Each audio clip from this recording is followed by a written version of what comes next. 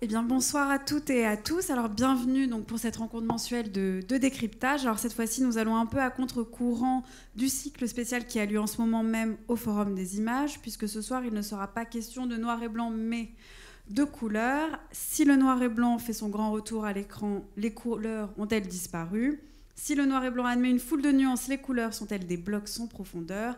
Et enfin, si le noir et blanc évoque le sérieux, la gravité et la profondeur, les couleurs sont-elles, elles, superficielles ? Et bien pour en parler, ce soir, pour décrypter le monde des couleurs, j'ai eu le plaisir d'accueillir Sarah Ohana. Bonjour. Bonjour. Vous êtes chargée de cours à l'Université Paris 7 Marne-la-Vallée et vous allez retracer pour nous l'éventail chromatique du cinéma, du Technicolor au néon et pastel actuel. Alors une première question un petit peu pour introduire le propos. Est-ce que les couleurs sont-elles vraiment les bienvenues au cinéma, sachant qu'on a commencé avec du noir et blanc et qu'en ce moment on revient au noir et blanc ? Alors, pour répondre à votre question, je vais faire une sorte d'histoire de la couleur au cinéma, pour dire qu'en fait, la couleur était présente dès les débuts du cinéma. Donc, dès 1896, des films en couleur existaient. Donc, je vais vous montrer tout de suite des images, en fait, d'un des premiers films en couleur qui s'appelle donc Danse serpentine, des Frères Lumière. Donc, il y en a deux. Il y en a un en 1896 et l'autre en 1899. Il y en a eu plusieurs versions puisque c'était en fait la danse serpentine chorégraphiée par Loie Fuller était extrêmement populaire à l'époque et donc ça faisait partie des vues lumière à spectacle en fait où c'était un plan fixe sur la fameuse danseuse. Donc parfois c'était Loie Fuller elle-même, parfois d'autres danseuses. Et en fait, elle attrapait des baguettes qu'elle bougeait pour faire onduler en fait le mouvement des tissus.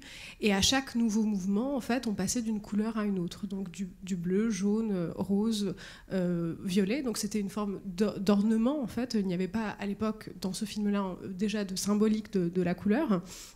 Et en fait, cette couleur donc, est présente dès les débuts du cinéma, mais comme on peint sur pellicule, c'est une technique extrêmement minutieuse, extrêmement difficile, puisqu'il faut savoir que pour une seconde de film, on a 24 images, et donc ce sont des images, des photogrammes assez petits, et donc il faut peindre 24 images à chaque fois pour une seconde de film, donc les films étaient assez courts, et donc on ne pouvait pas à l'époque se permettre de faire une production complètement en couleur. Par contre, donc c'est une idée reçue de se dire que le cinéma était d'abord en noir et blanc, uniquement en noir et blanc et ensuite en couleur, puisqu'il y a eu une autre technique qui était beaucoup plus répandue, qui était celle du teintage. Donc le teintage, je vais vous donner un exemple avec quelques photogrammes aussi.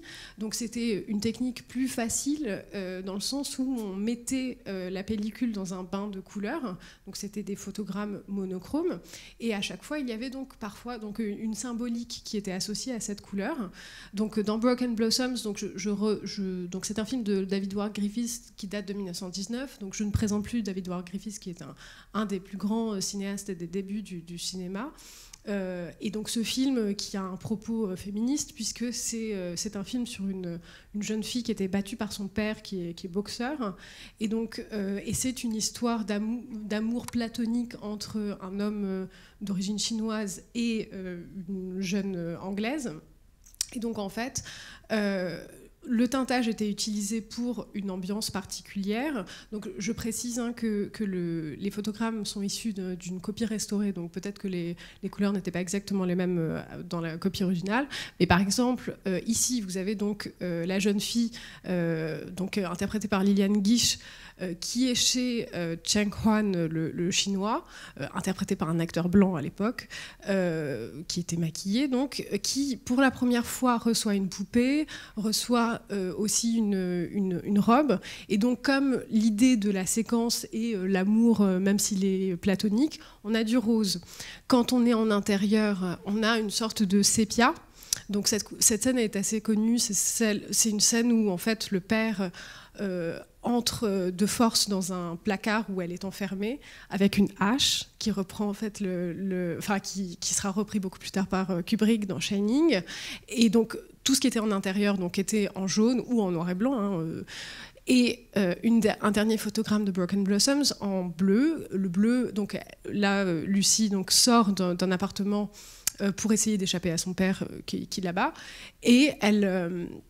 donc tout simplement, la nuit était représentée étrangement par du bleu. Donc là, on a déjà une utilisation symbolique des couleurs. C'est ça. Donc, et jusqu'où la technique, les contraintes techniques pour commencer à intégrer de la couleur au film, a-t-elle déterminé une utilisation de la couleur? C'est-à-dire que si c'est très compliqué de colorer chaque image, finalement, on peut se rabattre sur le noir et blanc, mais les moments où on va l'utiliser va déterminer un moment clé du film. Exactement, c'est-à-dire qu'en fait, la couleur va faire son apparition progressivement, mais sporadiquement dans le film. Donc il va y avoir, même lors du premier film en couleur, donc il faut savoir que comme la technique mettait du temps à se mettre en place, et que, bon, on utilisait le teintage, mais on n'arrivait pas encore à obtenir des pellicules couleur, le premier film en couleur, alors que je vous ai expliqué jusqu'à présent que dès 1896, il y avait de la couleur, le premier film couleur sort en 1935. Donc c'est un film de Rouben Mamoulian, donc Becky Sharp, donc qui date de 1935, et c'est une technique, donc le Technicolor, qui n'était pas généralisé à l'époque. C'est-à-dire qu'en fait, quelques films étaient en Technicolor, mais le Technicolor était jugé déréalisant. Donc, c'est-à-dire qu'en fait, on utilisait le Technicolor uniquement pour des genres spécifiques, la comédie musicale, les films exotiques comme Le Fleuve qui se passe en Inde. Et du coup, ce qui a commencé à se passer à cette époque-là, c'est que même si le premier film en couleur était sorti, on va avoir donc des films en noir et blanc qui vont utiliser la couleur uniquement pour des moments, effectivement, et des moments qui se rattachent plutôt à la peinture, en fait. Donc c'est comme si la couleur était, dès le départ, dans nos esprits, inconsciemment, associé à la peinture. Donc on peut peut-être voir un premier extrait donc du film de Pasolini, La Ricotta, qui nous permettra de voir en fait, donc c'est l'extrait numéro 1, de voir comment cet usage de la couleur a été fait justement à des moments très précis pour désigner un moment artistique du film. C'est ça.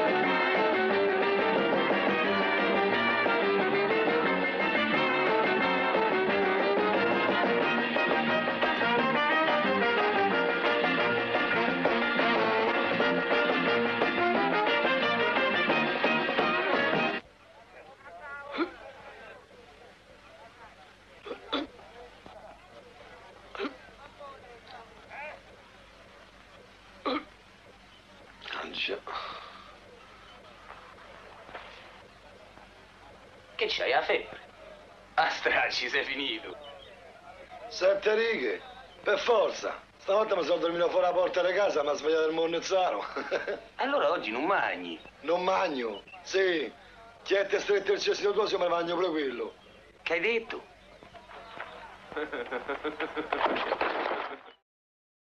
Alors c'est le tout début du film de Pasolini, donc La Ricotta, qui date de 1963. En fait, le générique est en couleur, on l'a vu, et le début du film est en noir et blanc. Pourquoi ce choix du générique en couleur ? Donc en fait, dans La Ricotta, donc, qui est issu d'un collectif de films à sketch, donc Rogopag, donc de films à la fois de Rossellini, Godard, Pasolini et Gregoretti, qui n'ont pas du tout les mêmes sujets. Donc dans ce film, en fait, donc il s'agit d'un film sur le tournage d'un film, donc un métafilm, qui va traiter donc d'un tournage de film qui met en scène des tableaux vivants. Et donc il faut savoir que dans les années 60, lorsque la couleur va commencer à se répandre au cinéma en Europe beaucoup plus tardivement qu'aux États-Unis, beaucoup de cinéastes européens considèrent que le noir et blanc est plus proche de la réalité Donc en fait, pour montrer une réalité sociale, ou comme dans le néo-réalisme italien, on va préférer le noir et blanc, puisque, encore une fois, le Technicolor est complètement déréalisant et associé à une forme d'exotisme. Donc le choix de Pasolini était d'associer donc le réel au noir et blanc, et la couleur à la question de la peinture. Et donc dans ce générique, je ne sais pas si vous avez fait attention à ce qui était montré. Donc tout d'abord, on a une sorte de twist, qui est donc une musique sur laquelle les figurants du film sont en train de danser. Et après ce twist, vous avez un gros plan sur un banquet, en fait, de la nourriture qui est exposée. Et ce banquet fait très vite référence, pour les spectateurs qui y pensent, au genre pictural de la nature morte. En fait, dès le départ, en fait, tous les passages en couleur dans le film vont être donc associé à la peinture.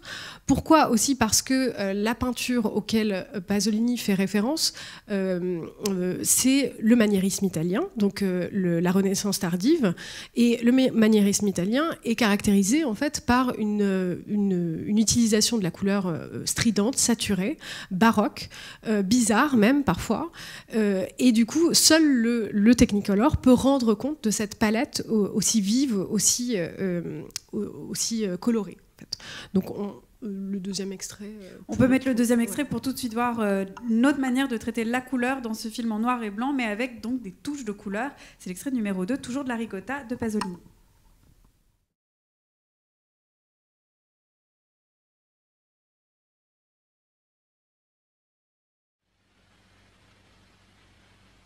A posto, non c'è tempo da perdere, andiamo! Via la sarda, dia, si sbrighi, avanti! Il disco, mettete il disco! No, non quello, giocatori di dadi! Look, non quello! Immobili, mi raccomando! Il regista vuole che stiate immobili!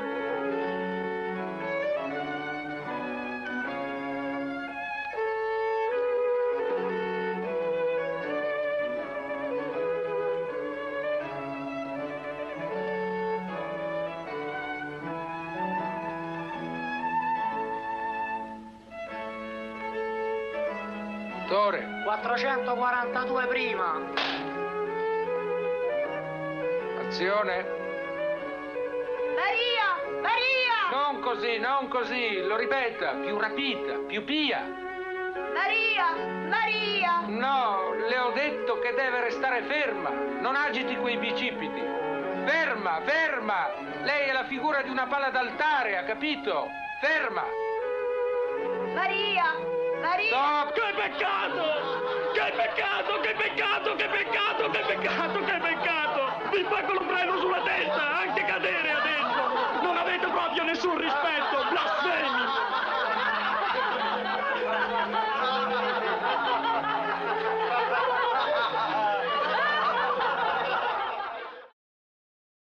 Alors, ce qui est tout à fait frappant dans cet extrait, Sarah Ohana, c'est que ce qui est censé être un moment donc, en couleur, qui désigne un moment artistique, qui désigne la reprise d'un tableau, est finalement beaucoup plus vivant que l'insertion du plan des personnes de l'autre côté de la caméra qui essayent de prendre, de figer ce moment de tableau, où là, on voit un réalisateur, une caméra qui sont très statique, et finalement le tableau se met à s'animer grâce à la couleur. C'est ça, alors Pasolini a eu beaucoup de problèmes juridiques par rapport à ce film, puisqu'il a été considéré comme un blasphème.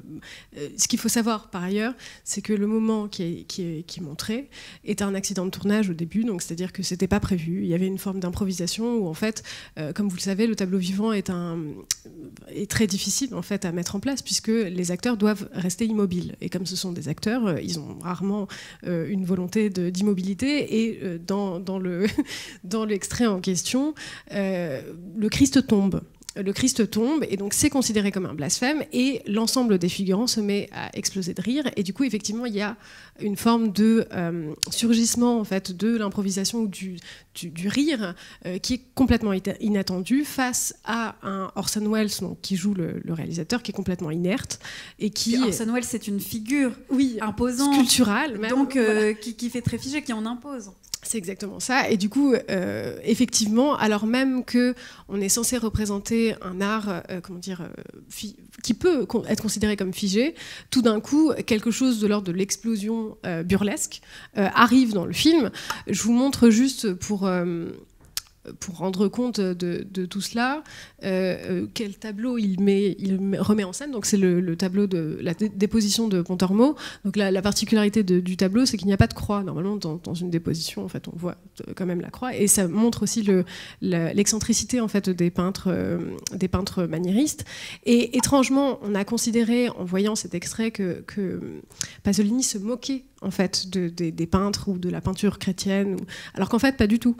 C'est un hommage, et d'ailleurs il met un soin particulier à reprendre exactement les mêmes couleurs. On le voit, les couleurs exactes du tableau. La seule chose qu'il change, c'est l'horizontalité par rapport à la verticalité du tableau. Mais effectivement, là, la couleur est associée à la peinture, mais elle est aussi associée à une forme de vie. Et ça fait penser à un film qui était beaucoup plus ancien dont je vous parle rapidement. Donc le portrait de Dorian Gray, donc, qui est l'adaptation du livre d'Oscar Wilde, où je raconte juste l'histoire pour ceux qui ne la connaissent pas, mais je pense quand même que vous la connaissez.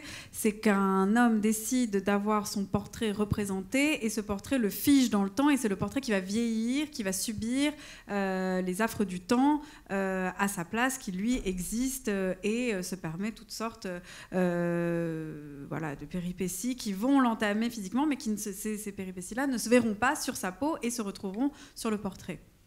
Exactement. Et du coup, le film d'Albert Lewin reprend le roman mot pour mot. Et dans ce film, l'acteur principal est de marbre, on va dire, pendant tout le film, puisqu'il ne change pas, il n'a quasiment pas d'expression. D'ailleurs, pour l'anecdote, à un moment donné, Albert Lewin a pensé confier le rôle à une femme, donc à Greta Garbo, mais ça n'a jamais eu lieu. Et donc, ce qui est très étrange dans le film, il est bichromatique, donc il y a un partage de couleurs entre les deux. Et donc, tout le film est en noir et blanc, mais vous avez vous avez déjà la peinture qui est omniprésente, parce que même dans les cadrages en fait du portrait de Dorian Gray, du film, il y a la perspective, et il y a donc une citation directe au Ménine de Velázquez, qui est repris, même si l'ensemble des personnages ne sont pas présents. On a le même type de perspective donc dans les deux œuvres. Et vous avez donc le portrait de Dorian Gray, qui est la seule chose qui apparaît en couleur dans le film et en Technicolor. Donc, ce portrait est une sorte... Donc, je reprends par ailleurs une étude de Jessie Martin, qui a écrit un très beau livre sur la couleur, qui considère en fait que dans ces plans, on a une forme d'incarnation de Dorian Gray, qui lui, en noir et blanc, reste vraiment de marbre. Donc cette incarnation est la seule incarnation en fait du personnage, et on voit le tableau évoluer qui, comme le dit le sous-titre, semble rongé par la lèpre. Et d'ailleurs, il ne s'agit pas des mêmes peintres qui ont fait le même tableau, puisque vous avez d'un côté quelque chose d'extrêmement lisse, et de l'autre une touche très épaisse qui semble rongée. Oui, qui est très monstrueuse. Alors, on a dit que vous avez dit tout à l'heure, Sarah Oana, que la couleur était vue comme déréalisante parce qu'elle était très outrée, c'était du Technicolor.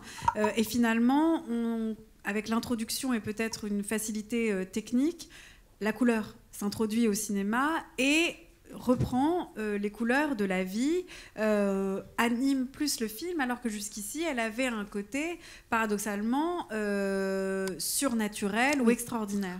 effectivement, donc après les années 60, en fait, la couleur va se généraliser et du coup, on va avoir donc une couleur qui est utilisée de différentes façons, d'ailleurs. Et je vais reprendre une étude, donc comme je le disais tout à l'heure, de Jessie Martin, qui a traité des différentes façons d'utiliser la couleur au cinéma. Donc c'est vrai qu'on peut utiliser la couleur de façon complètement naturaliste. Donc il y a beaucoup de films, donc je ne vais pas donner un titre particulier, mais on peut utiliser la couleur de façon naturaliste et c'est comme ça qu'elle est utilisée habituellement. Mais c'est quoi utiliser la couleur de manière naturaliste? C'est-à-dire ne rien changer. Ne rien changer, même d'un point de vue du costume en fait, c'est-à-dire faire. Donc moi, si au cinéma là j'apparais comme ça avec une veste jaune et jaune-orange et un. Exactement, il n'y a pas derrière une idée de rime chromatique qui est utilisée. Il y a pas, c'est ne pas toucher, ne pas intervenir sur le réel. On n'affadit pas, voilà. On ne sature pas la couleur, rien de tout ça. C'est ça, mais aucun cinéaste ne fait exactement ça. Je pense qu'il y a toujours un décorateur qui va se dire bon, en fait, on va mettre un peu de rose ici ou un peu de. Mais ce que je veux dire par là, c'est qu'il y a certains auteurs qui peut-être filment le réel tel qu'il est, en peut-être par le costume, en ajoutant des touches de couleur. Romer fait ça, par exemple. Il va mettre un costume bleu à une fille, juste pour faire rimer avec quelque chose dans le paysage. Mais oui, aucun cinéaste n'est complètement étranger à cette question de la couleur, même quand il veut rester au plus près de la réalité. De la réalité. Oui, tout à fait. Donc en fait, dans les années 60, émerge une forme de... donc selon Jessie Martin, émerge une sorte de cinéma coloriste. C'est-à-dire un cinéma qui va utiliser la couleur comme réelle matière plastique. Donc c'est le cas de Godard et d'Antonioni, par exemple, qui vont utiliser la couleur de façon extrêmement... comme des peintres, en fait, tout simplement. Et donc... Ce qui était le cas de Pasolini aussi, où là, Pasolini reprenait la peinture et il ne l'utilisait pas comme un peintre, c'était plus une reprise ou un hommage qu'une vraie application de la couleur. C'est ça. C'est que là, que ce soit pour Godard ou pour Antonioni, ils ont une vision de la couleur. Ils ont une vision particulière de la couleur. Godard, pour le coup, par exemple, utilise énormément de couleurs... Enfin, si vous voulez, dans les années 60, on est, d'un point de vue artistique, dans le monde contemporain, dans le pop art. Et les premiers films de Godard, en fait, après À bout de souffle, dès qu'il commence à utiliser la couleur, entrent dans cette même, dans ce même mouvement artistique. Donc, il va utiliser beaucoup de couleurs primaires, du bleu, du jaune, du rouge. Et en fait, il dit d'ailleurs parfois que la couleur se décolle de son référent. C'est-à-dire que pour Jessie Martin, par exemple, pour Godard, la couleur est autonome. C'est-à-dire qu'elle existe d'abord pour elle-même et ensuite elle va représenter quelque chose. Je vous donne un exemple et c'est un entretien qui a eu lieu au Cahier du cinéma, donc à l'époque de la sortie de Pierrot le Fou dans les années 60. On a reproché à Godard la violence de Pierrot le Fou. Et Godard a répondu, il aime les bons mots, hein, il a répondu, mais ce n'est pas du rouge, ce n'est pas du sang, c'est du rouge. Et en fait, effectivement, dans son film, dans Pierrot le Fou, on pense à la couleur comme ornement plutôt que comme symbole, en fait. Donc elle n'est pas là pour symboliser quelque chose de particulier, comme tout à l'heure je disais, le bleu c'est la nuit, le vert ça peut être l'espoir. Le rose c'est l'amour. Voilà, c'est ça. Donc là, dans Pierrot le Fou, quand vous avez un cadavre qui erre dans la pièce et que vous avez une tache rouge sur son dos, c'est une tache rouge d'abord, avant d'être du sang. Donc il y a un vrai travail de signification de la couleur. C'est ça. C'est qu'en fait, on essaye d'abord de dire le cinéma peut se comporter comme de la peinture, là encore, où en fait, dans un Kandinsky, quand il y a du rouge, on ne va pas se dire est-ce que c'est de la violence, est-ce que c'est du sang, non, c'est d'abord du rouge. Et donc là, on a un mouvement complètement inverse du côté déréalisant de la couleur, où on est dans la pure réalité de la couleur, même dans sa matière très concrète. C'est exactement ça. Donc pour Godard, en tout cas, c'était le cas, mais on se rend compte qu'en tant que spectateur, et même lui, à la fin de son film, par exemple, lorsque Belmondo se met du bleu sur le visage, il dit le bleu, c'est la couleur de la mélancolie. Donc, même s'il il sort d'une forme de symbolique de la couleur, il n'en sort pas tout à fait, puisqu'il y a des moments en fait, où il va dire cette couleur va être associée à quelque chose. Mais ce n'est pas l'unique façon d'utiliser la couleur donc, pour les cinéastes des années 60, puisque Michelangelo Antonioni, donc, c'est un cinéaste qui a fait de la peinture. Donc, si vous avez vu l'exposition qui avait eu lieu à la Cinémathèque, vous aviez pu voir ces montagnes, ce qu'il avait fait en tant que peintre. Et donc, moi, je l'ai pas vu, c'était un bon peintre. C'était un bon peintre. Et c'est surtout qu'en fait, Antonioni, quand on pense Antonioni, on pense noir et blanc. Enfin, tous ces films. La Notée, notamment l'Éclipse, la Ventura. Alors, pas profession reporter, mais pas les films anglais, mais les premiers films, italiens, sont en noir et blanc. Noir et blanc, et un noir et blanc très particulier, très soigné, etc. Sauf que quand il fait son premier film en couleur, il se dit, bon, je vais intervenir sur le réel. Là, pour le coup, c'est l'antinaturalisme, puisque Antonioni va faire des choses que plus aucun cinéaste n'a fait jusqu'à présent, c'est-à-dire qu'il va se dire, bon, je veux de l'herbe grise, je vais peindre, donc il va venir avec son pot de peinture et peindre véritablement... L'herbe, réellement, c'est-à-dire qu'il ne va même pas toucher la pellicule. Non, il intervient sur le réel. Et par exemple, donc, je vous rappelle, donc, c'est sur Le Désert Rouge, qui est son premier film en couleur, qui date de 1964. Et donc dans Le Désert Rouge, vous avez donc une première scène où en fait Giuliana, qui est interprétée par Monica Vitti, sort d'un hôpital psychiatrique. On ne le sait pas encore à ce moment-là, et elle va donc dans elle sort d'une usine, elle va vers l'usine de son mari, et vous voyez que l'ensemble du décor est grisâtre. D'ailleurs, c'est un des premiers films à parler de l'environnement et à parler du dépôt industriel en fait des usines sur l'environnement. Et donc on voit qu'au fil du film, les couleurs vont évoluer en fonction de son état psychique. En fait, c'est Jessie Martin qui le dit très bien dans son ouvrage. On voit que Giuliana va reprendre goût à la vie au moment où justement des couleurs arrivent dans le film. Donc on passe au gris et au manteau verdâtre un peu lugubre à quelque chose, à tout d'un coup une explosion de couleurs. C'est-à-dire que là, par exemple, vous avez des roses dans l'arrière-plan, je ne sais pas si vous le voyez, mais tout d'un coup, le rose va apparaître au premier plan. Donc il y a une forme d'autonomie de la couleur, parce que les gens qui n'ont pas fait attention en fait aux roses qui étaient au second plan, ils se disent mais pourquoi est-ce qu'il y a des taches roses à l'image? Donc vous avez des roses floues au premier plan, et on comprend qu'en fait Giuliana ressent des choses pour son ami, qui n'est pas son mari, et tout d'un coup donc la couleur apparaît comme des taches à l'écran, et il y a cette scène assez mémorable où en fait tous les personnages sont attirés dans une cabane rouge, et où tout d'un coup ils ont envie tous de faire l'amour en fait. Donc tout d'un coup effectivement il y a à la fois une symbolique des couleurs, mais aussi ce que Antonioni appelle une psychophysiologie des couleurs, c'est-à-dire que les couleurs ont une influence sur notre état d'esprit. Si on porte du jaune, si on porte du vert ou du noir tout le temps, en fait on va se sentir différemment. Si on habite dans un vieux préfabriqué tout gris, ben forcément on ne sera pas très heureux, etc. Donc il croit vraiment que la couleur influence sur l'état d'esprit des personnages. Donc là on retrouve un petit peu l'autonomie de Godard oui. des couleurs pour elles-mêmes, mais là on n'est plus dans la traduction d'un état psychique comme le rose pour l'amour ou le bleu pour la peur ou la nuit. C'est la couleur qui entraîne cet état-là plutôt qu'il ne le traduit. Aussi, voilà, effectivement, puisque tout d'un coup, parce qu'on est dans une cabane rouge, on va réagir différemment. Et Antonioni a dit d'ailleurs que sur le tournage, il a fait lui-même l'expérience, c'est-à-dire qu'il était dans une usine, il a peint les murs en rouge, les ouvriers ont commencé à se battre, et il les a peints ensuite en vert pâle, et tout d'un coup, tout était paisible. Donc il y avait vraiment une influence des couleurs. Bon, après, on ne sait pas à quel point l'expérience est juste, mais... L'autre grand cinéaste, donc entre Godard et Antonioni, qui a utilisé les couleurs de façon picturale, mais aussi comme un réel matériau,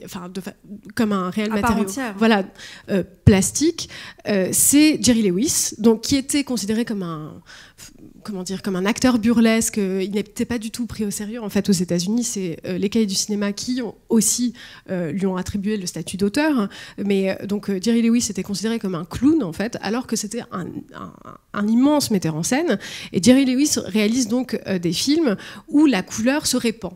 Donc c'est un des.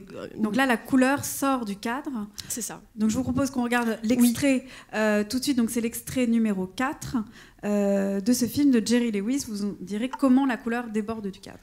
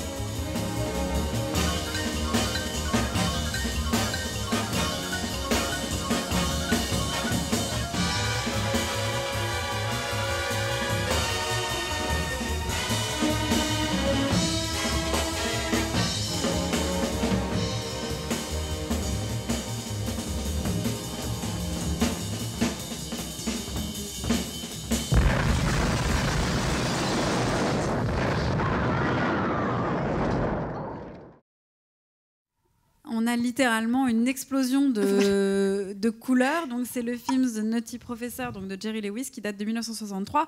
Alors là, on a vraiment la couleur peut-être un peu typique de ce qu'on a en tête quand on parle de couleurs au cinéma, assez flashy, un croisement entre le technicolor et le côté un peu pop, et en plus c'est américain, donc il y a vraiment ce côté produit importé et très populaire.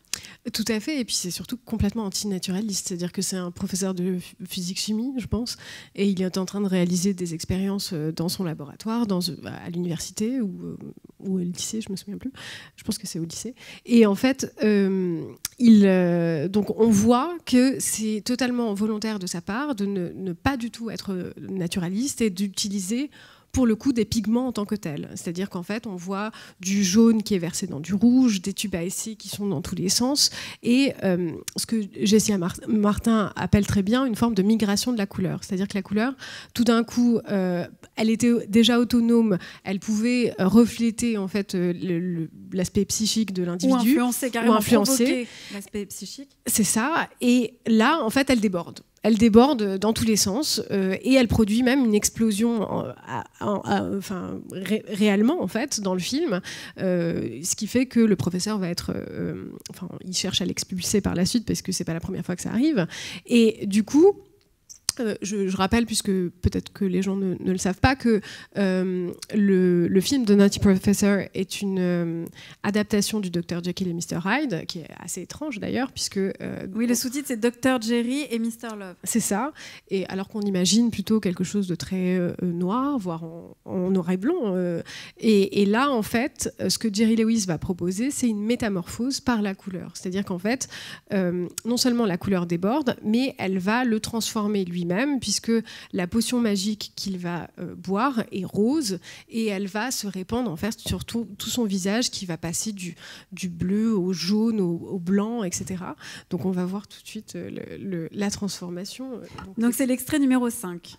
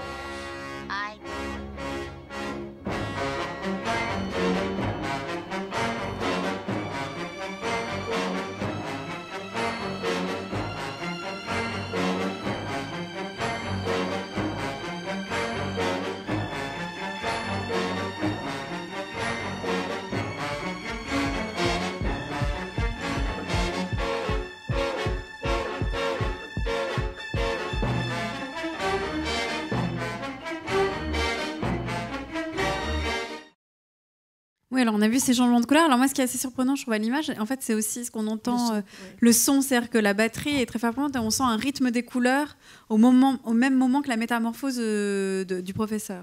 C'est ça, c'est qu'il y a aussi une accentuation des battements de cœur en fait du personnage qui sont, donc c'est presque du Mickey Mousing, puisque on insiste vraiment sur les transformations internes en fait du personnage, et on voit tout de suite que c'est traité non pas sous l'angle de l'horreur, puisqu'il y a d'autres adaptations en fait qui insistent là-dessus plutôt, mais surtout sur le burlesque, puisque non seulement en fait Jerry Lewis a complètement changé le propos du film, puisqu'il veut devenir quelqu'un d'extrêmement séduisant en fait pour séduire son étudiante, et il passe par une forme d'animalité où il est complètement velu en fait, il a des dents complètement il a des dents crochues, un regard qui commence à devenir bleuté et rouge, et donc on voit à quel point cette transformation tourne mal, on ne sait pas du tout à quoi s'attendre par la suite, et la façon dont il se vautre en fait lui-même sur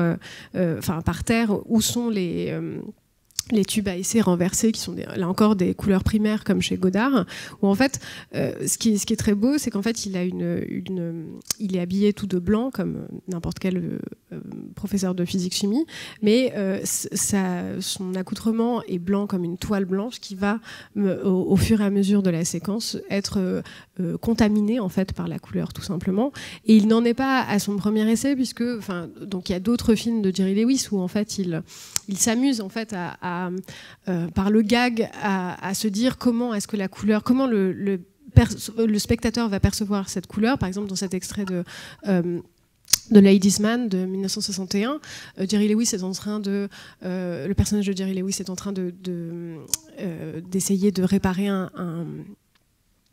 un ascenseur, et tout d'un coup il voit une personne tout habillée de blanc arriver, et donc on sait tout de suite que la couleur marronasse peut migrer sur le costume blanc, et d'ailleurs le personnage a tout de suite très peur et s'en va à toute allure. Ou encore dans une autre scène où en fait Jerry Lewis donc essaye de laver un portrait, et où le rouge à lèvres donc va je l'ai pas mis, mais le rouge à lèvres va s'étendre en fait sur le portrait. Alors là on voit qu'il y a vraiment un travail même concret à l'écran de la matière, c'est-à-dire que même dans l'extrait qu'on a vu, il se roule dans la peinture, son visage change, mais même en fait on voit la précision. Enfin, en fait, on voit le maquillage qui coule, c'est-à-dire que c'est complètement outré, c'est complètement assumé le fait que cette transformation physique soit visible et pas seulement une métamorphose psychique, interne du personnage intérieur, mais devienne vraiment même palpable à l'écran.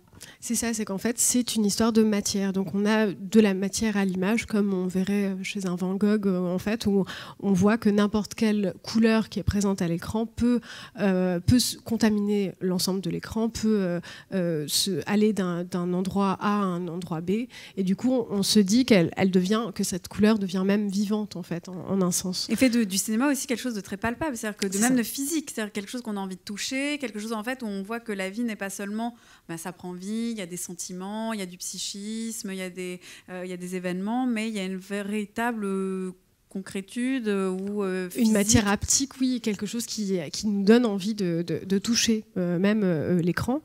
Et oui, donc j'avance. Ne vous inquiétez pas pour le temps. Donc, ce qui est intéressant, j'ai sauté l'extrait de Sergei Eisenstein, qui est aussi lui donc, aussi Ivan le Terrible, où en fait on avait une représentation aussi colorée en fait d'un moment d'un banquet, et là on avait aussi un usage de la couleur qui était significatif d'un symbole. On peut voir l'extrait, on a le temps. Donc, voyons l'extrait. Donc c'est l'extrait numéro 3, donc c'est Ivan le Terrible de Eisenstein, et ça date de la fin des années. En fait, il y a deux moments. Il y a deux dates en fait. Il y a la première partie qui est en 45 et la deuxième en 58. Donc là, c'est la deuxième partie. Voilà. Extrait 3.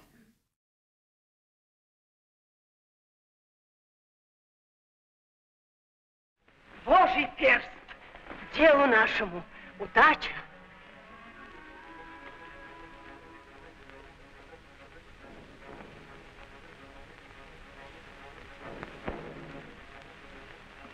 Пустая.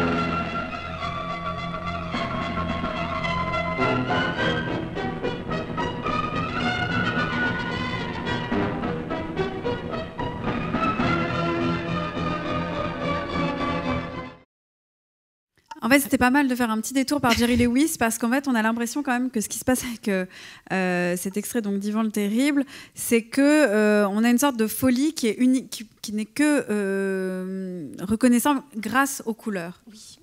Alors, un peu de contexte, parce que tout le monde n'a peut-être pas vu Ivan le Terrible. Donc, c'est un film de Sergei Eisenstein qui était en 2 parties, donc commandé aussi par Staline.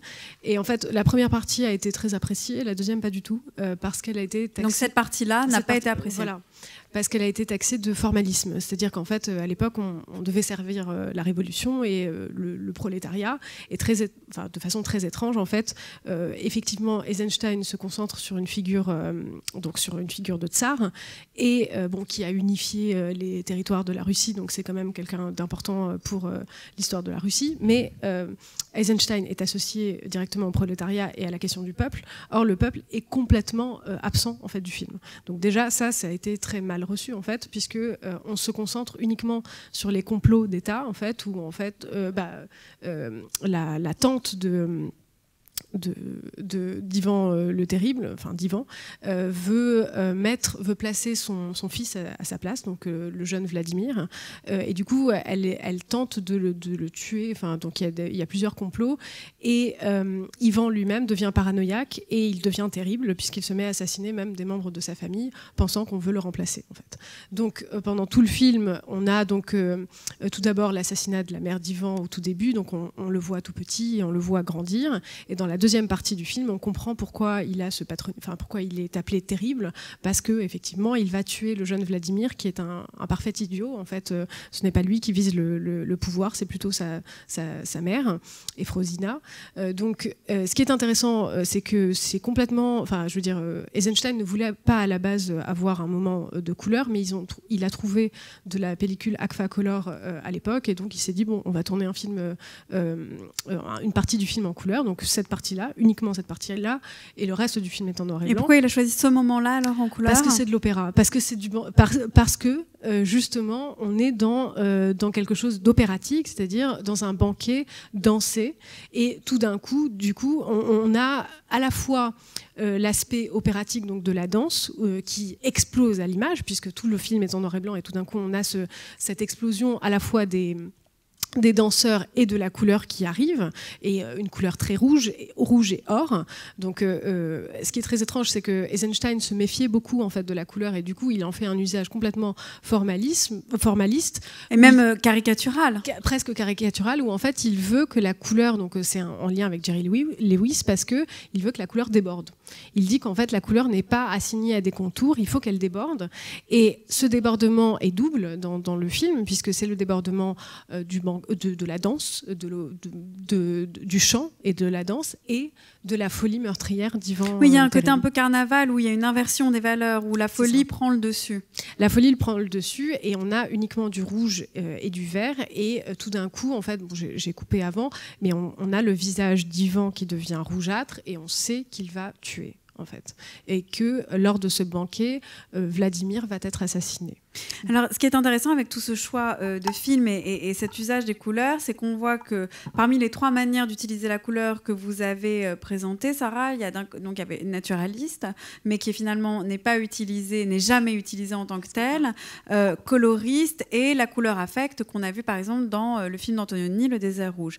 Mais finalement, en fait, que ce soit la couleur affect ou la couleur pour la couleur, on a un usage presque outré en fait de la couleur et le côté naturaliste échoue tout le temps.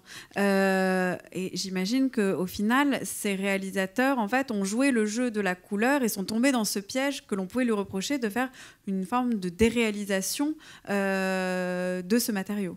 C'est ça, c'est qu'en fait, bon, après j'ai fait une sélection de films qui utilisaient particulièrement oui, qui du coup en faisaient forcément un usage frappant.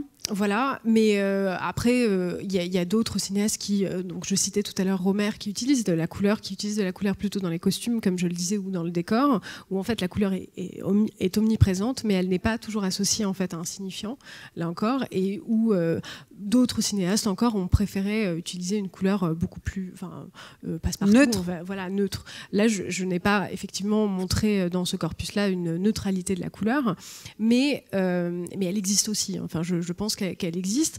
Et d'ailleurs, si on avance un peu dans le temps, si on avance, donc il y a bien entendu des trous dans cette histoire de la couleur, mais quand on passe au numérique, aujourd'hui, il y a 10 ans, le numérique, le gros problème du numérique, et d'ailleurs George Lucas le disait dans un documentaire, c'est que les couleurs disparaissent. Elles sont délavées.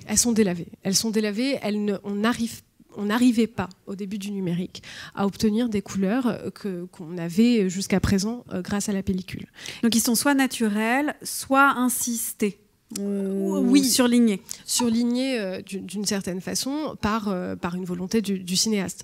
Mais les tout premiers films en numérique, dont je ne sais pas si vous vous en rappelez, mais je vais vous montrer un extrait d'un film en numérique, on voit qu'il y a très peu, la gamme chromatique est minorée, et qu'en fait on a c'est un aspect vraiment délavé qui fait son charme pour certains films, mais qui est absolument insupportable pour des gens qui adorent le Technicolor ou qui adorent les explosions de couleurs. Donc c'est l'extrait 7, Collatéral.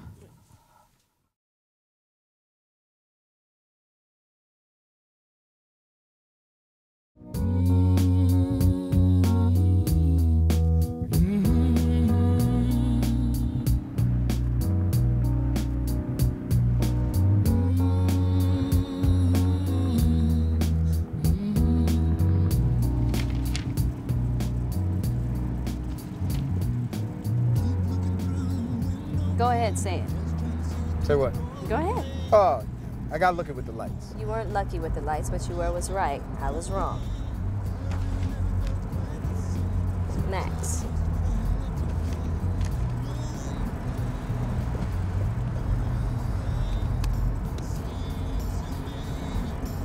You mind turning that up? Like the classics. I do. I used to play in high school. Let me guess, woodwinds. No, strings. I never had the lungs for wind instruments. Could have fooled me by the way you were unloading on that cell phone. Different instrument. You know, if you just listened to me, we'd be all bogged down in traffic right now, and you would have made yourself an extra $5. Yeah, well, you keep that $5, buy you something special. Go wild. It's not big deal. Nothing big deal. Well, how many cabbies do you know get you into an argument to save you money? There were 2 of us. I had to kill the other one. I don't like competition. Oui, alors on a l'impression d'avoir vu 10 000 fois ce film, ou en tout cas ce genre de scène où effectivement les couleurs n'ont rien d'intérêt. Enfin, l'enjeu ne se situe pas dans les couleurs.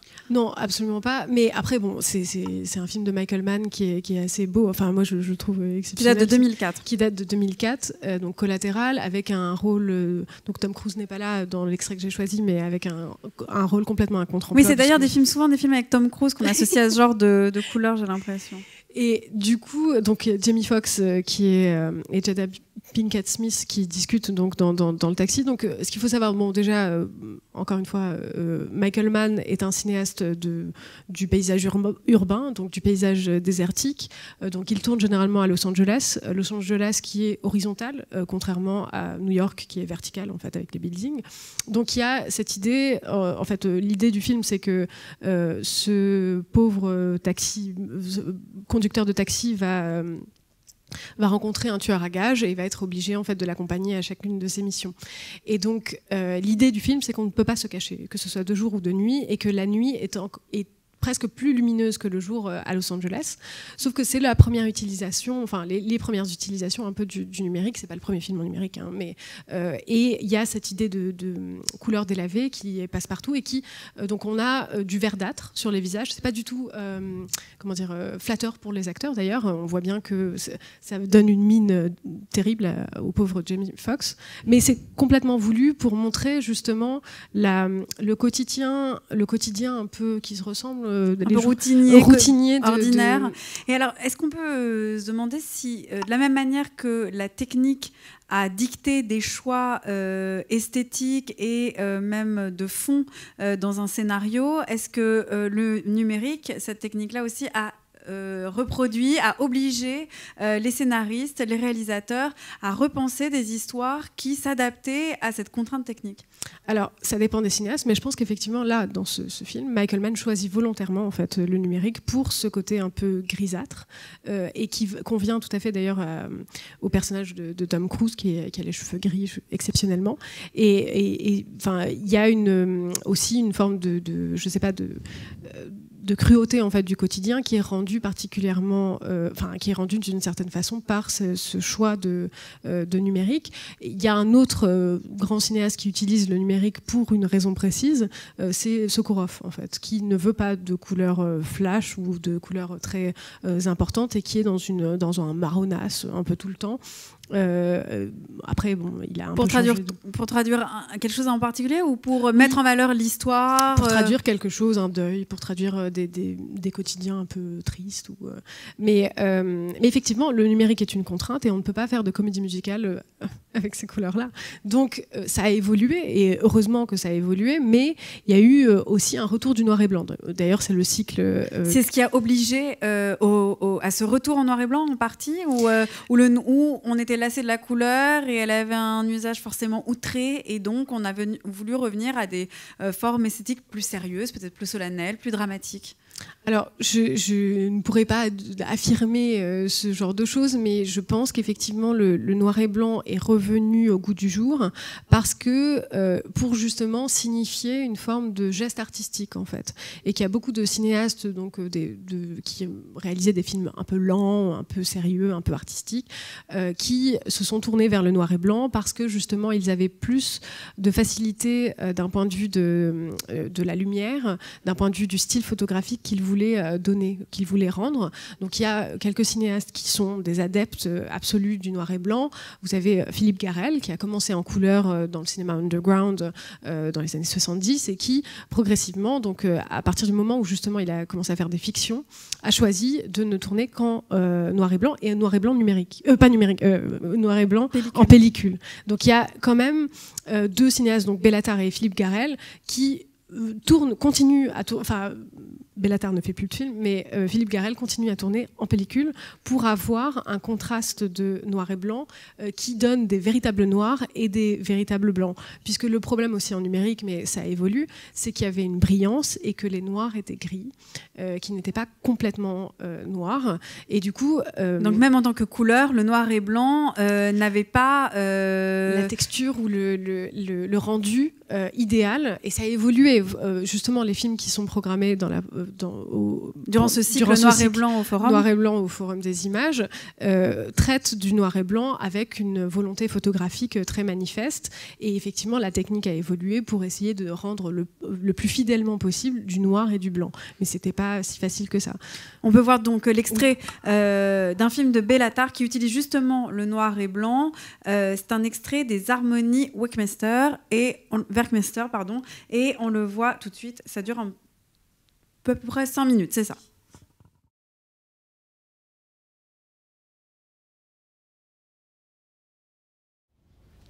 Itt egyelőre még csak az általános mozgást észleljük. És eleinte észre sem vesszük, milyen rendkívüli események szemtanúi vagyunk.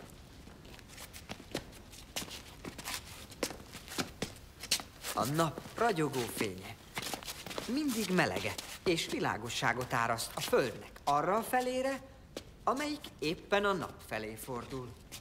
És mi itt állunk a tündöklésben.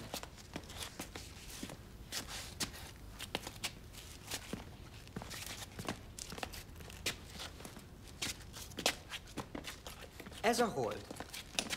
A hold forgó mozgást végez a Föld körül.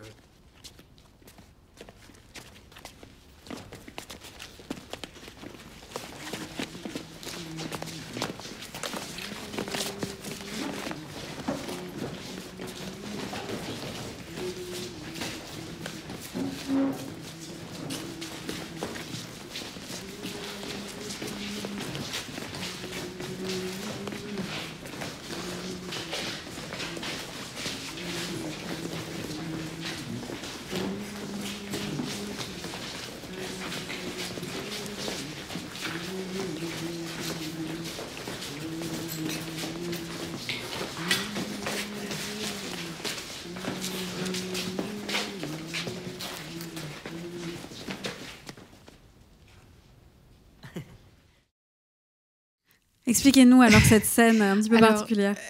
Déjà, Béla Tarr est un adepte du plan séquence, donc on a coupé malheureusement, mais la séquence d'ouverture dure 10 minutes. Et donc c'est une séquence de bar dans laquelle donc, le jeune Valouska essaye de représenter une éclipse donc, du soleil, et il utilise donc les ivrognes du bar pour représenter donc, le système solaire. Et donc, on voit, avec l'utilisation de la lumière, notamment dans le plan, et le soin de Béla Tarr à représenter en fait, des atmosphères assez particulières, sa volonté en tout cas de... justement de rester dans le noir et blanc pour un rendu extrêmement photographique pour le coup. Donc on sort de la peinture pour être dans la pure photographie. Et ce qu'il faut savoir, c'est que Béla Tarr a commencé en couleur, donc les premiers films de Béla Tarr sont en couleur, et lui aussi utilisait dans un de ses films, donc Almanach d'automne, il utilisait une couleur baroque en fait. Donc Almanach d'automne, c'est un film en huis clos où en fait il y a deux couleurs, du orange et du bleu, dans toute la durée donc on a l'impression que c'est presque théâtral, donc une pièce de théâtre. Et il a expliqué donc, dans plusieurs entretiens qu'il avait renoncé donc, à la couleur parce qu'il était très déçu des dernières pellicules Kodak. Donc il disait que c'était de la merde en fait, et il a préféré rester au noir et blanc parce qu'il avait le rendu exact qu'il voulait. Donc il y a aussi une forme de discrimination à l'égard des couleurs, non pas que de la marque Kodak, mais aussi des couleurs qui ne le satisfaisaient pas, et une disqualification de cette matière-là ou de ce motif. C'est ça, c'est-à-dire qu'en fait, comme vous disiez tout à l'heure, une volonté peut-être de sérieux, peut-être pas. Bon, des fois, il est drôle, il ne faut pas croire, Béla Tarr. Donc, mais il y a une forme de solennité dans le. Oui, c'est solennel. Dans le noir et blanc, qui est effectivement une manière de rejeter la couleur et sa superficialité. C'est exactement ça. Enfin, pour Béla Tarr, en tout cas, c'est le cas, puisqu'il s'est exprimé à plusieurs reprises là-dessus, puisqu'on lui a demandé pourquoi tournez-vous uniquement en noir et blanc.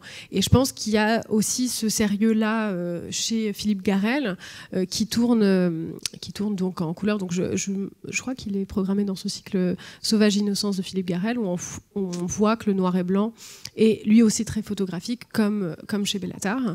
Et donc les deux tournent, comme je le disais tout à l'heure, en pellicule, avec de forts contrastes qui rappellent même presque le film noir. Mais est-ce qu'il n'y a pas une attitude un peu snob ?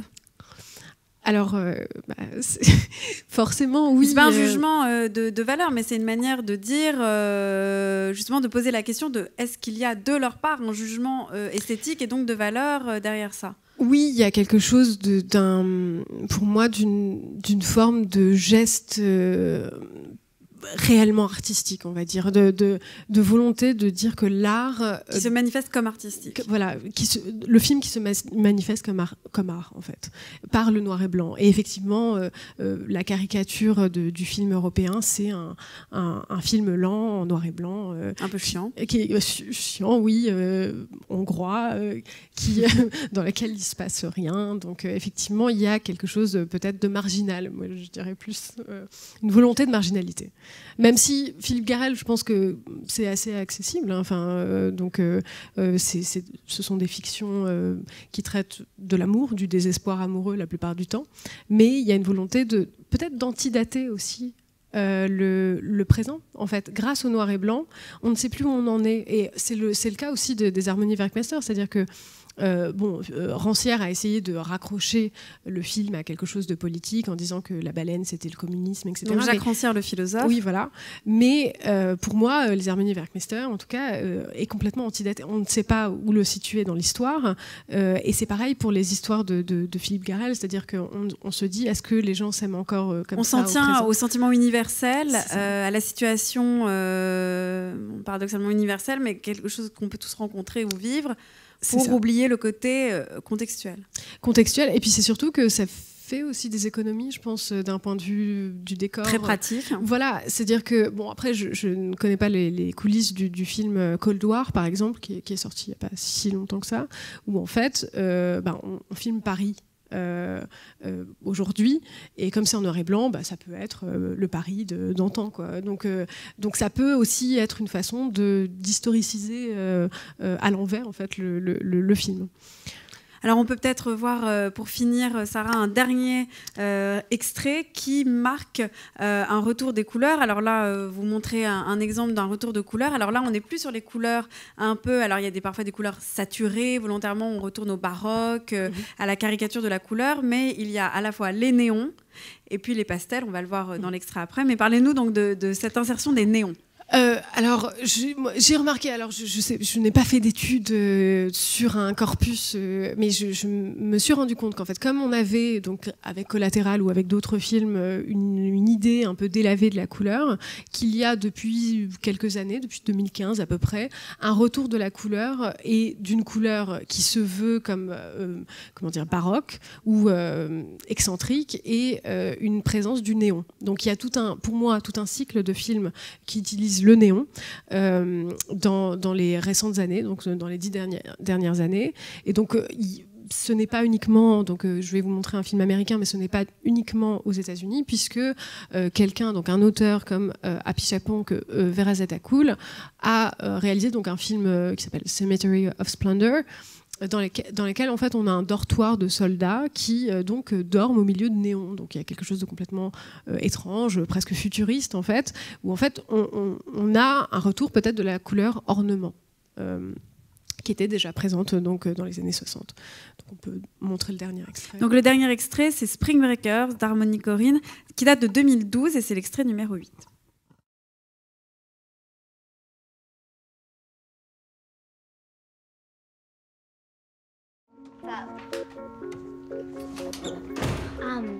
Can we use your car? No. Why? It's in the shop. Why? Do you know anyone else's car that we can use? Shady. Do you? No. Come on, Cotty. Everyone's pretty much gone.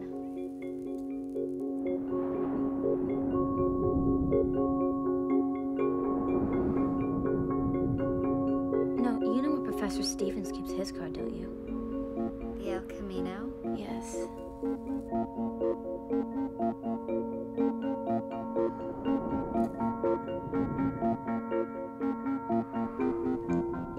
I know where he hides the keys. Of course you do. Fuck you.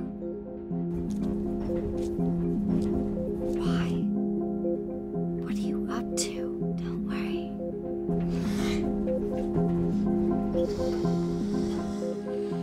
Yo, we can do this. I know we can. Just fucking pretend like it's a video game. Just act like you're in a movie or something. We can do this. You can't be scared of shit. Right, you gotta be hard. Fuck that. Don't be scared of nothing. Let's just get that fucking cash and go on spring break. Alors, c'est un film d'Harmony Korine qui avait été programmé dans le cycle sur la jeune fille il y a quelque temps au Forum des images. Et donc, Harmony Korine traite d'un sujet très, très simple, voire simpliste même, oui. Celui du spring break, qui est une forme de vacances que les étudiants attendent avec impatience après leurs examens. C'est des moments quand même c'est très festif, c'est très beaucoup de drogue, beaucoup d'alcool. Beaucoup d'orgies aussi. Et du coup, moi personnellement, je ne sais pas trop quel est le discours d'Harmony Korine dans le film. On a l'impression que c'est un clip de rap où en fait les jeunes filles ont repris le pouvoir sur le rappeur. On ne sait pas si c'est une dénonciation en fait de ces orgies-là de drogue et de sexe, ou justement une instrumentalisation, parce qu'en fait il met à l'écran en fait des sortes d'actrices en fait qui étaient plutôt des pop stars qui réhabilitent, parce que lui c'est quand même un cinéma d'auteur reconnu, et il utilise des sortes de pop stars en fait, donc on voit le côté un petit peu bankable d'utiliser des jeunes filles qui ont cette renommée-là mondiale, et ce film finalement effectivement n'a aucune distance sur le sujet, ou en tout cas ne dit pas la distance qu'il veut prendre avec ce sujet. Exactement. Donc et effectivement c'est Vanessa Hudgens et Selena Gomez, donc qui sont deux jeunes filles qui ont évolué dans la chaîne de télévision Disney Channel, je crois, et du coup il y a eu aussi un énorme quiproquo avec le public, où en fait des très petites filles sont venues voir le film et se sont mises à pleurer parce que c'était pas du tout ce à quoi elles s'attendaient. Alors même que la couleur justement indique qu'on est dans un univers infantile, adolescent. En plus, il y a l'époque qui est passée au début des années 2000 qu'on a appelé les fluo kids, donc était vraiment insisté sur le côté très juvénile de la couleur flashy, et on retrouve exactement ça. On retrouve ça, mais dans un univers extrêmement violent. Donc il y a des meurtres, il y a des guerres de gangs, je ne sais plus quelles armes elles utilisent à un moment donné, mais il y a vraiment une outrance aussi dans la violence. Donc peut-être que c'est aussi un discours sur ce qu'on appelle les mass murders aux États-Unis. En fait, ils sont très habitués à ce que des gens pénètrent dans des lycées pour tuer tout le monde, etc. Donc je pense que cette violence fait partie aussi du quotidien de la jeunesse américaine, et que nous, peut-être qu'on est un peu lointain par rapport à ça. Mais toujours est-il que donc effectivement la couleur est utilisée, c'est une couleur fluo, rose bonbon. Et Harmony Korine lui-même disait que pour faire des recherches dans son film, il avait utilisé il disait: je collectionnais de l'imagerie de Spring Break avant même de savoir que j'allais faire ce film. J'ai des milliers de photos allant du porno genre écolière à des images de fêtes, de gosses qui pissent dans des voiturettes de golf ou se dégueulent dessus. Graphiquement, c'est génial. On retrouve toujours ces couleurs fluo, presque des couleurs de célébration, du vernis à ongles fluo, des couleurs bonbons, ce qui ramenait au monde du rap avec ses bagnoles peintes avec ce genre de couleurs. Donc on voit qu'il y a à la fois une fascination pour cet univers et une volonté effectivement de le représenter, parce que c'est pas tant représenté que ça au cinéma, à part dans le clip. Donc c'était une façon aussi de faire un lien entre le clip vidéo MTV et en fait le cinéma qui était peut-être en perte de vitesse par rapport à sa relation à la jeunesse.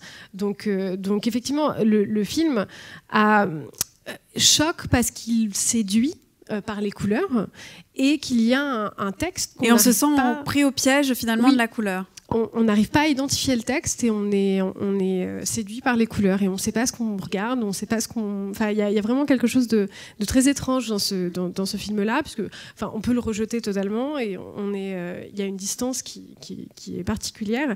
Et donc, comme je le disais, Spring Breakers, Cemetery of Splendor, ou encore récemment The Neon Demon, on voit pas grand-chose, de Nicolas Winding Refn, qui lui aussi utilise dans son film, donc c'est l'avant-dernier ou le dernier, je pense. Oui, c'est le dernier. Qui dans son film donc utilise une couleur néon aussi, là encore, pour se réapproprier une forme de jeunesse, une figure qui est beaucoup utilisée par Sofia Coppola, donc Elle Fanning, qui utilise d'ailleurs un côté très clip aussi, Sofia Coppola, Marie-Antoinette, je me souviens du titre fluo, rose fluo. Donc aussi quand même ce côté pop assez séducteur qui est utilisé et mis en place pour attirer un peu les foules. Et se voulant en même temps une sorte de dramatisation de la couleur, parce qu'il y aurait un texte, ou pas d'ailleurs, mais qui en tout cas jette une sorte de trouble sur le fond de cette couleur. Exactement, c'est que, après Sofia Coppola est beaucoup plus douce, on va dire, lisse que, après, pas lisse de manière péjorative, non, mais beaucoup moins, en tout cas, perverse, on va dire, voilà, que Refn qui ou Korine. Voilà, c'est ça, qui utilisent tous deux des figures un peu virginales de la jeune fille en fleurs qui n'a jamais eu de relation sexuelle pour The Neon Demon, où en fait on a l'impression que c'est presque un extraterrestre, Elle Fanning, dans cette espèce d'univers robotique de la mode, où en fait ça se termine en geste cannibale. Enfin, le film est extrêmement violent aussi, tout comme Spring Breakers, et on sent donc peut-être un retour de la couleur qui est aussi un retour de la jeunesse au cinéma. C'est-à-dire qu'on sent que peut-être qu'après quelques années où le numérique était dégueulasse et n'arrivait pas à montrer des couleurs, on veut ce retour-là vers une couleur juvénile, rose bonbon, qui exprime parfois quelque chose de plus féroce, on va dire, mais qui est enfin retrouvé, on va dire. Merci à vous.